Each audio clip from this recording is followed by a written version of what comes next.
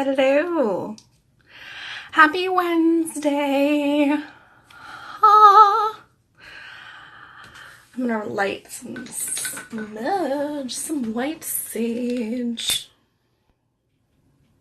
Get the mood going. We're gonna be talking about decluttering today. Yeah, really get this lit. Hello. Hello.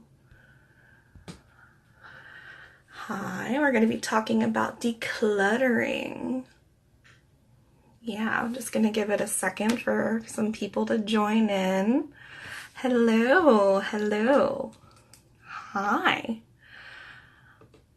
Hi, hi, hi.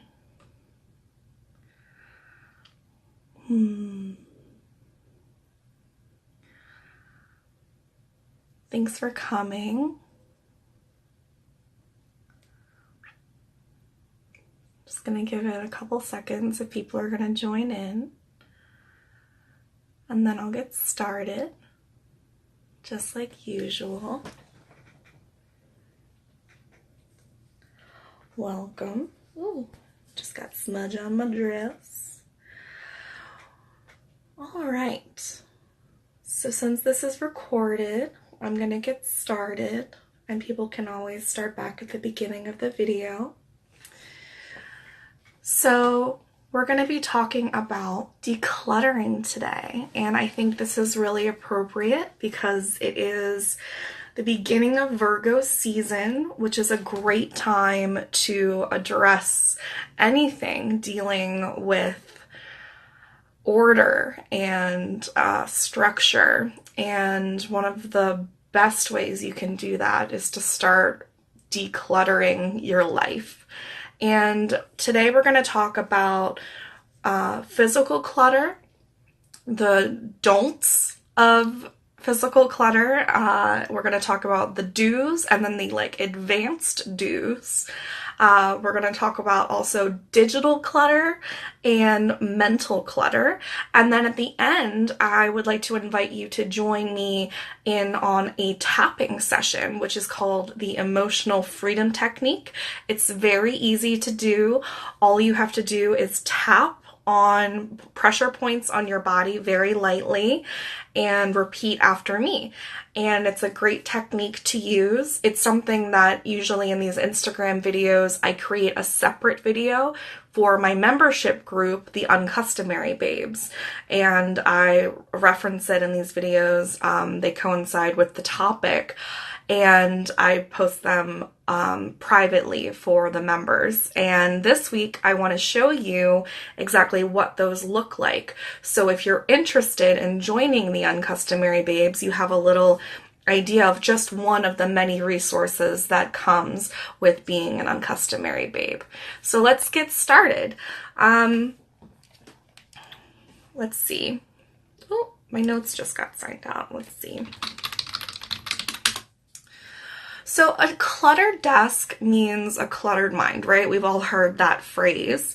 But really more deep than that, a feeling of clutter prevents us from obtaining freedom, peace, and ultimately more space physically and metaphorically. So there is this group called the NEAT, N-E-A-T method, and it's founded by Molly Graves and Ashley Murphy, and they're wonderful. They're a great source for decluttering. And they have created these 3 different types of clutter personalities, and I want to reference those because I think that they're really just the general kinds of personalities of people that you can fall into when it comes to clutter. You can actually be more than one. Maybe you're all 3, but feel free to type in which one you identify with. So the first one is you're too busy and you have too many extras. So that means that you buy items you already own because you simply just don't have a place where you store them, or you need to find things fast, so there's no time to search through everything. The second one is that you're a constant worrier and you have to save everything. So you're just like really worried that you might need something in the future, so you hoard things just in case. And then the third one is that you're overwhelmed with life in general. So that means that translates to being overwhelmed with things at home. You don't know where to begin, so you just live in the chaos. So if any of those sound familiar to you, let me know. I think for sure I've been, honestly, all of them at some point in my life. And it really depends on where you are in your personal life, how it manifests in terms of your clutter. Clutter is a huge representation of where you are personally, mentally, psychologically. So I actually want to start off with the don'ts of clutter first. So one of the big things that people want to do when they start decluttering is to like rush out to an amazing storage unit store, or like the Container Store, right? So it's like this beautiful, like almost porn-like store for storage and organizing, and you want to buy a bunch of these units and tools and go through the stuff in your house, but like really you need to go through the stuff in your house first. And once you figure out what your baseline is, then it will become clear to you what you need to organize things. Hello.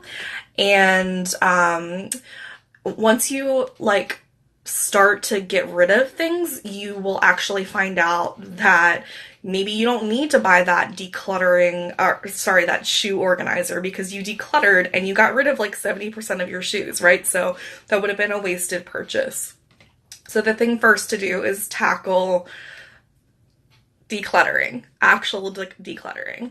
Another don't is to think that you're going to be able to tackle your whole house or even an entire room in a day. So just doing 10 things at a time is a great place to start. That said, don't leave one pile unfinished. If you're going to start a project, keep it small and make sure that you finish it, okay? So those are just the main don'ts that I want to talk about. And now we're going to move on to the positive things, the do's. So these are the basic do's. Create a no clutter zone, clutter-free zone. It's not necessarily like a staging area. So like this is different than like when you're moving and you want to have like a clear spot that you are able to like create new boxes with and stuff. This is a spot that you're setting the mood, setting the tone with. And it's a place that you set an example for yourself. This is now the beginning spot of where my no clutter begins. It could be your dresser, it can be your kitchen island, it can be your dining room table, it can be wherever. But give yourself one space in your house that you start off with having a no clutter zone. Next up, you want to give yourself maybe 5 to 10 minute tasks to do every day. So that's all we're asking to do once a day, a 5 to 10 minute task. And it can be as simple as tackling one shelf or one section of counter space, and make sure that you just do it in full. So at the end of the week, you'll have made a lot of progress, right? So that's 7 shelves, that's 7 portions of counter space, which might equal an entire counter. So a little bit adds up to a lot if you're doing it consistently and you are making sure that at the end of the section you have completed it fully. Another basic do is to set up a place for incoming papers. That's mail, bills, flyers, invitations, etc. But you want to have a place where all of them go, so there's no chaos with that. Another thing is to teach other people you live with where things go, so that you're not constantly running behind, working double, so you're putting away things twice, right? That sucks. Also, don't bring things new into your home that you do not love. That includes gifts. So if someone gives you something that you are not in love with, it's okay to find another home for it before it becomes a part of your home. That's okay. Create specific places for things that are usually loose. So make a dish or a hook for your keys, for example. Get a coat rack or get hooks for your pots and pans, a jar for your spatulas, and then make sure that you actually use them. Put things in homes. Put things that make sense and that get used together and near each other. So contacts and contact solution go together, coffee filters and mugs go together, incense and lighters go together, all that kinds of stuff. Now we're going to move on to the advanced do's. So dump out an entire drawer, an entire container, a purse, and then deal with each item individually, clean out the container, and put everything back where it goes. Some of those things might not go back in that individual container. Some of those things might be needing to go somewhere else. Deal with each individual item and put it away. That's a more advanced thing. Another advanced thing is to go through your entire wardrobe. This is a bigger thing. And if it doesn't fit you, or if you haven't worn it in more than 6 months, you need to get rid of it. So that doesn't mean throwing it away. Let's not be wasteful, but that means giving it to a clothing swap, giving it to a friend, or giving it to charity.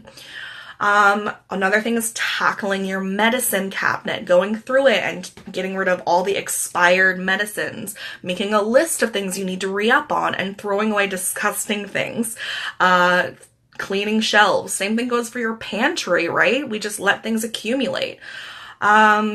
Creating a filing system, not just for your bills, but for important paperwork, passport, birth certificate, social security cards, bank statements, etc.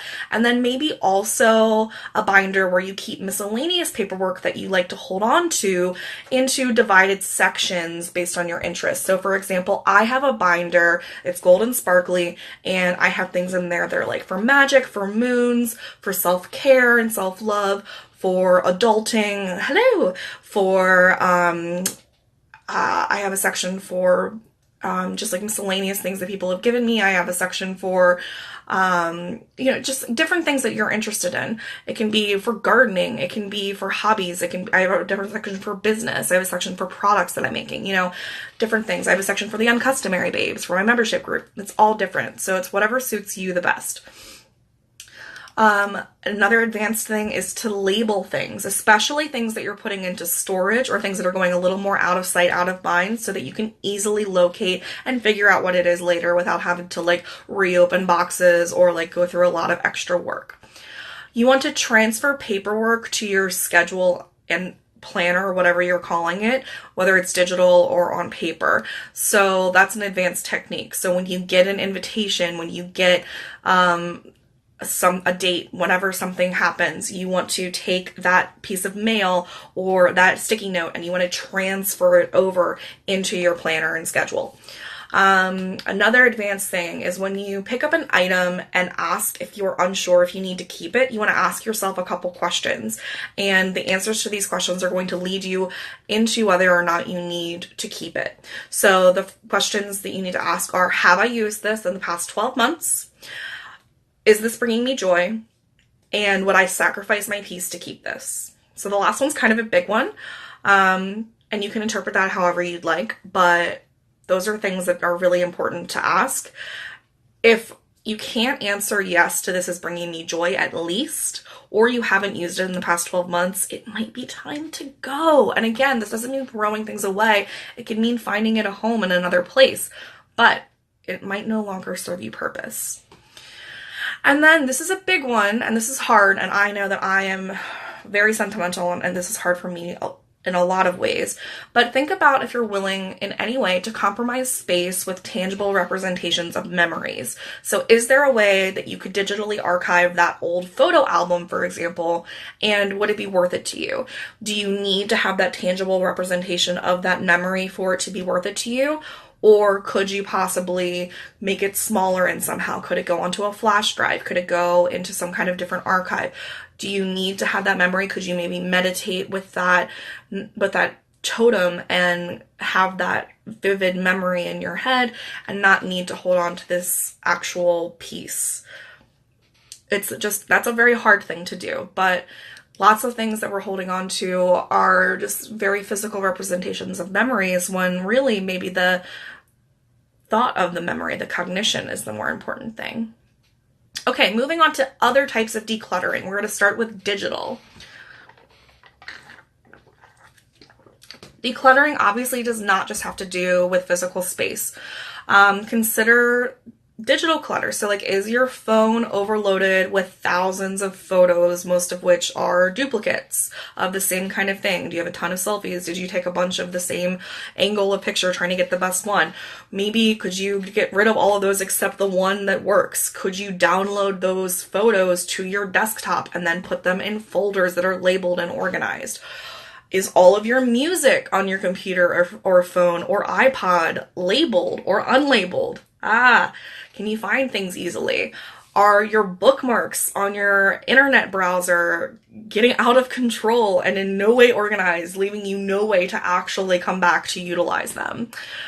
Are you subscribed to a million different newsletters that you're not reading? Time to unsubscribe.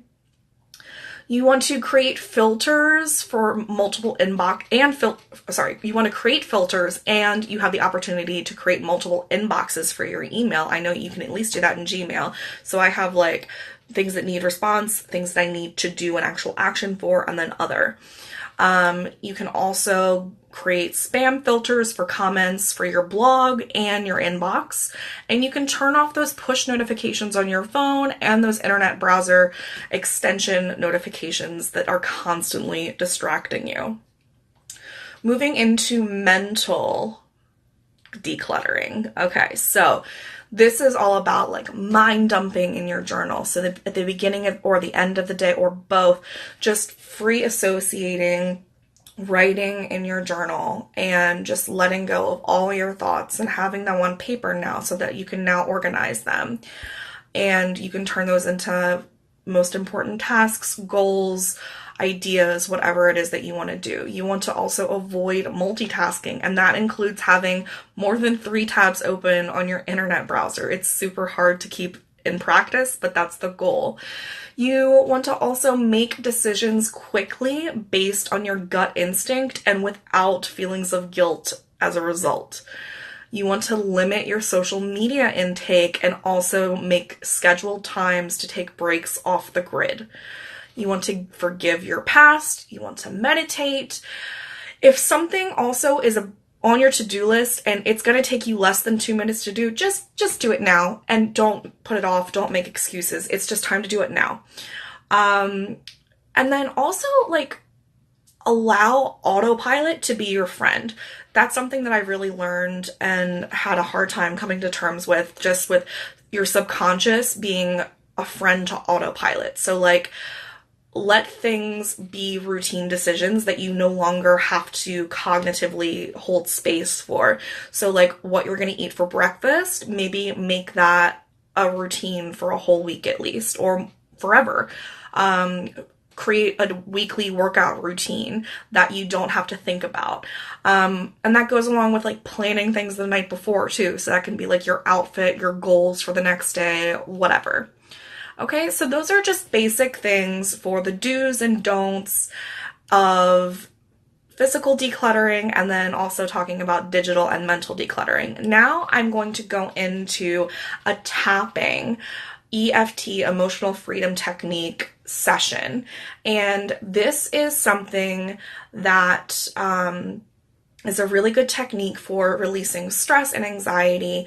It is a technique that is really old and uses acupressure combined with positive affirmations that helps you to release negative energy around problem areas in your life. So this has done things from releasing problems related to asthma, to eating disorders, to just general stress. So I'd like to invite you to join me in on this. And all you're going to do is just repeat after me and do what I do. So, if you're wearing any extra jewelry, glasses, I'm going to take my glasses off, for example. We're going to be tapping on the karate chop point, which is on your fleshy side of your skin. You're going to be tapping with your dominant hand. We're going to be tapping on the top of the head, the inner eyebrow, the outer eye, under the nose, under the mouth, here on your underneath your collarbone, underneath your armpit, and then here. Okay, so my camera is not super greatly set up for this, but just when I'm doing this, you'll see that that's the collarbone, and when I do this, I'm tapping on my under my underarm, and then I'll do this for that. Okay, so all you have to do is repeat after me, and it'll be that simple. And this is an example of one of the kinds of resources that I offer in the Uncustomary Babes membership group. So before we get started, I would like to encourage you to drink some water. And also to note where your anxiety is, specifically when you think about decluttering or just in general. And think about that on a scale of 1 to 10. A 10 is like full-blown panic attack, and a 1 is like so peaceful that you're almost asleep, right? So where are you at on that scale? And then we're going to reassess when we're done, okay? I'm going to take my glasses off. And we're going to start on the karate chop point with your index finger and your middle finger. And we're going to go through the meridian points, which are energy points that run through the body. Remember to breathe. Even though I allow things in my life to build up into piles that eventually overwhelm me and seem unmanageable, I still deeply love, accept, and forgive myself.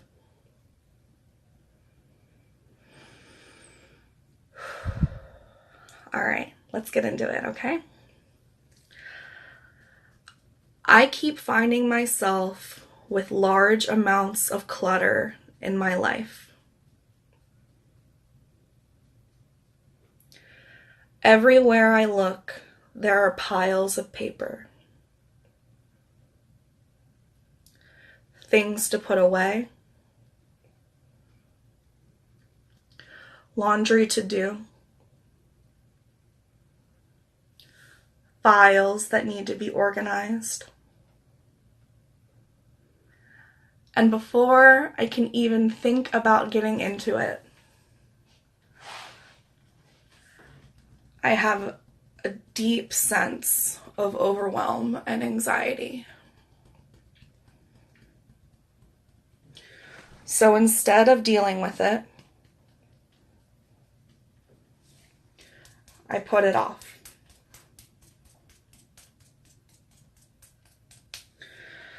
I am tired of living in a state of chaos.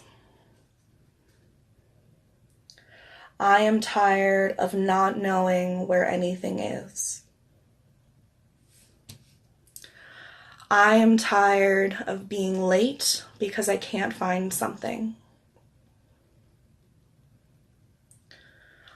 I am tired of missing deadlines because I am disorganized. I am tired of feeling like I don't have my shit together. I am tired of buying new things, of items I already have, just because I don't know where the original one is. I am tired of hoarding everything that ever crosses my path, just because I'm worried I might need it later, just in case.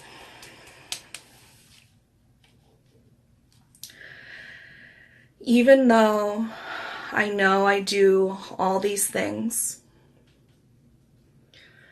I still deeply love, accept, and forgive myself. I know the present moment is the only one I have. And now is the time to use what I have. There will never be a better, more perfect time to use that thing. So now is the time for me to break it open and celebrate the life I'm living. Because I deserve to feel like I am living a delicious life.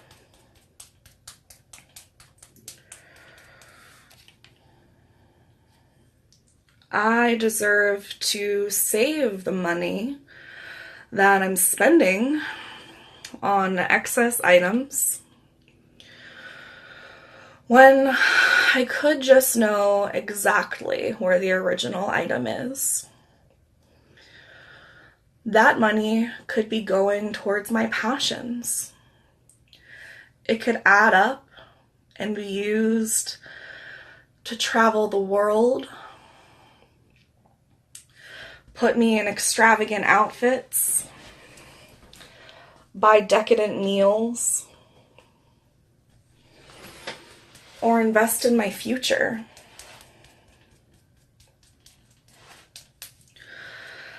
I deserve to feel like I am in control of my life.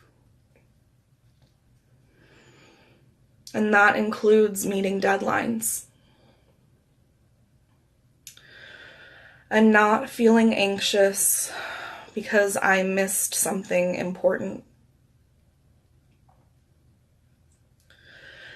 Even though these things have happened before,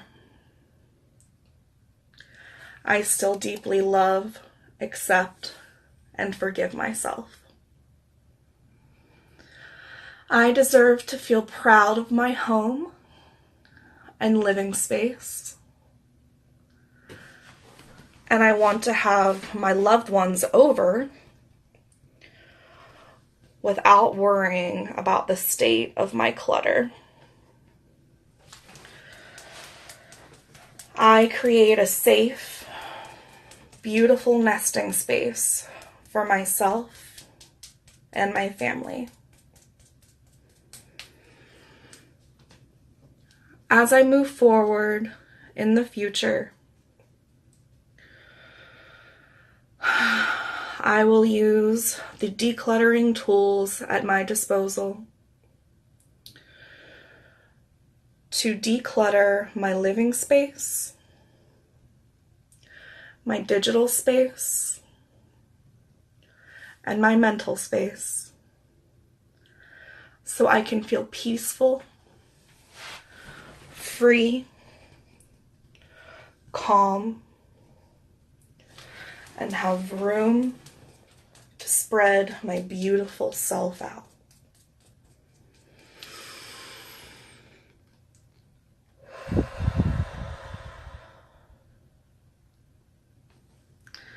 Drink some water. That was great. Did a great job. Okay, so that is it for talking about decluttering today. I hope you enjoyed that tapping session. I would love to know what your anxiety level went from on the scale of 1 to 10 from the beginning to now. I definitely dropped a couple points myself. And yeah, that's the kind of thing that we're doing over in the Uncustomary Babes group, along with other resources like worksheets, journaling prompts, habit trackers, affirmations, and meditations, all sorts of amazing tools that help you to become the best version of yourself, utilizing self-love and self-care along the way. I'm really proud of the group and how it's progressing and what it's becoming, and I would love for you to become an Uncustomary Babe. So if you are thinking about it, it is only $5 a month, and you can check it out at uncustomary.org/membership. I hope you enjoyed this, and I will see you next time.